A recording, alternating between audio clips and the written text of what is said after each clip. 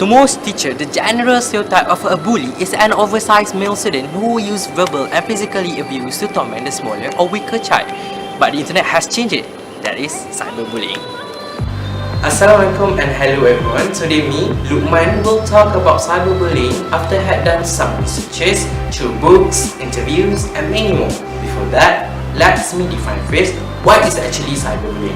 According to the book of Computer Essential 2017, cyberbullying defined as use of the internet, cell phones or other devices to send or post content intended to hurt or embarrass another person.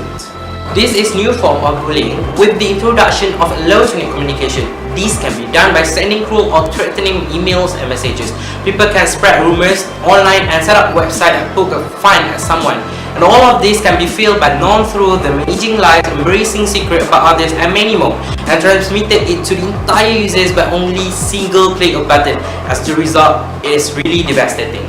I don't make a mountain out of molehill in order to get attention from the society to hear this kind of social issue, but let facts speak for themselves. According to a few studies, about 32% of all teenagers who use the internet say that they have been targeted of annoying and potentially menacing online activities. There are threatening messages, private online conversations shared with others, and embracing photo and rumors posted for all over the world to forward. Today, I will divide my point into three, which are how serious is cyberbullying, second one, cyberbullying is worse than traditional bullying, and what we should do to inhibit this activity.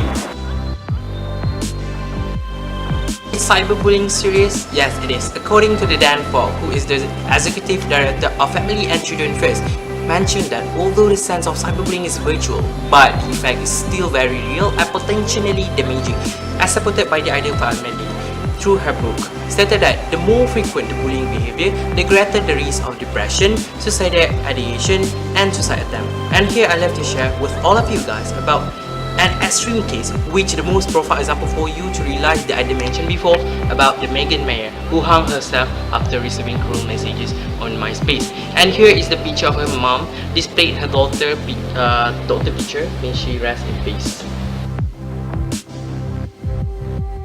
Move to the second point. Cyberbullying is worse than traditional bullying. We might have various opinions in this video.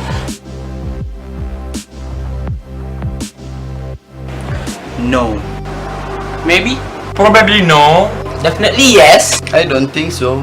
Obviously yes. But for me guys, the real fact is that cyberbullying is worse than traditional bullying in terms of short and long period. Regard to the book of Media Violence page 172, one of the short period effect of these social issues, specifically cyberbullying, is the easiness to misuse information about others to spread widely, while the difficulties confronted by the victim after spreading their information is one of the long period effect. Ayman Azlan once said, people who bully physically are done something wrong, but people who bully mentally are done something worse.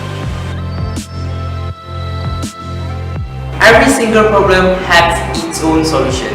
Particularly cyberbullying also can be treated by some staff through various degrees of authority. Here I will give you two examples.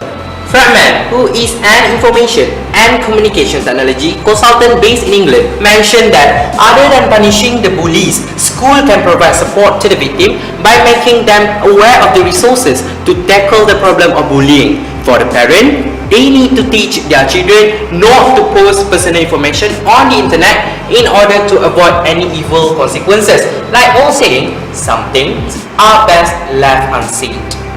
To conclude, from the biggest of the big and the smallest of the small, God knows the fact provides both comfort and fears.